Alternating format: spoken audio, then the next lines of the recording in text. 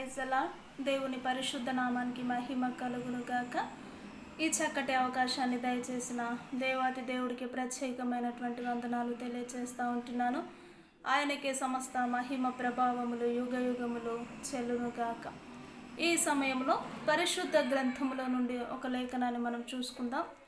మొదటి రాజుల గ్రంథము 8వ అధ్యాయము 39వ వచనాన్ని చూసినట్లయితే, ప్రతి మనిషి యొక్క హృదయము నీవెరుగుదువు గనుక నీవు ఆకాశమును నీ నివాస స్థలమందు విని క్షమించి దయచేసి ఎవని ప్రవర్తనను బట్టి వానికి ప్రతిఫలం ఇచ్చి.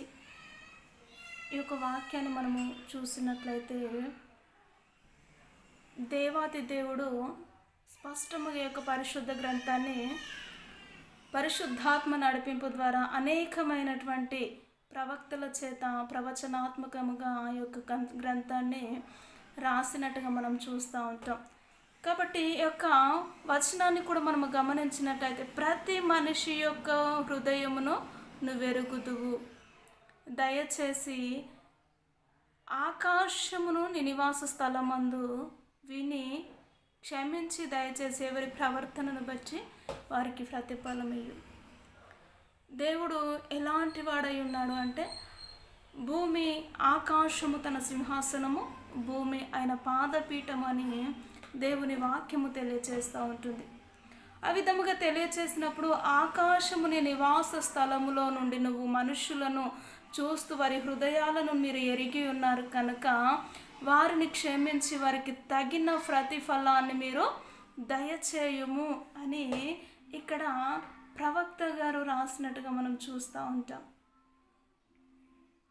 కాబట్టి నిజముగా దేవుడు అంటున్నాడు, ప్రతి ఒక్క హృదయాంతరంగము నాకు తెలుసు, ప్రతి ఒక్క హృదయము నేను ఎరుగుదును.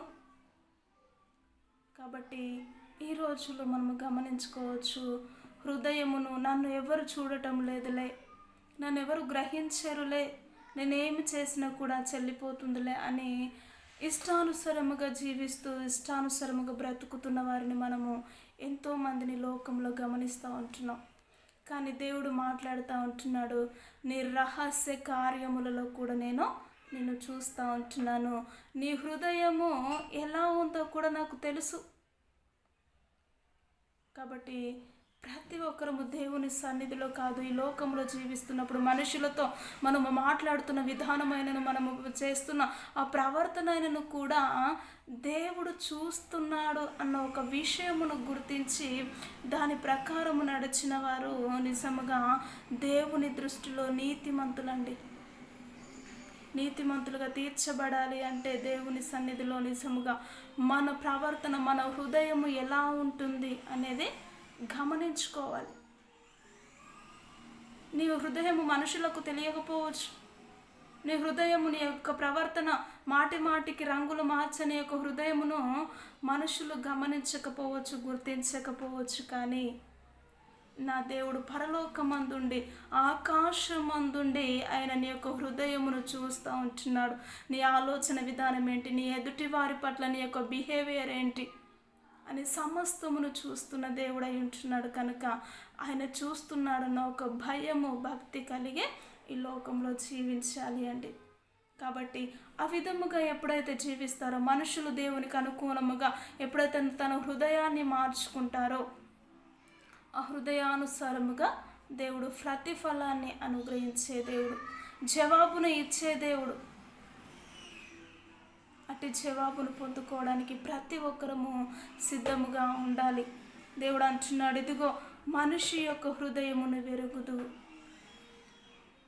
నిజముగా మన పితరులు దేవుడు వారి హృదయాలు ఏ విధముగా ఉంటున్నాయో గమనించారు. కాబట్టి దేవా, నీ హృదయం నా హృదయం ఎలా ఉంటుందో నీకు తెలుసు, నా హృదయంలో పాపము ఉండకుండానట్లు నీ యొక్క వాక్యమును నేను ఉంచుకోవాలి ప్రభా అని కూడా దావీదు భక్తుడు మాట్లాడుతూ వచ్చాడు.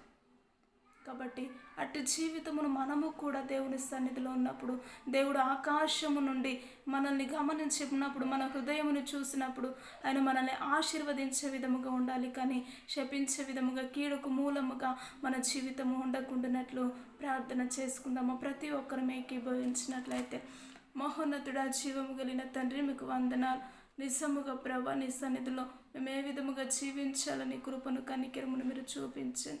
మా హృదయమును మా హృదయాంతరంగములను సమస్తమును మీరు ఎరిగిన దేవుడు కనుక నీకు నిత్యము ప్రభా మేము ఆయా జీవించే కృపనటి ధన్యతను మీరే మాకు మీరు దయచేసి నామానికి మహిమ తెచ్చుకోమంటూ యేసుక్రీస్తు ఉన్నతమైనటువంటి నామంలో ప్రార్థించి అడిగి వేడుకుంటున్నాము తండ్రి. ఆమెన్.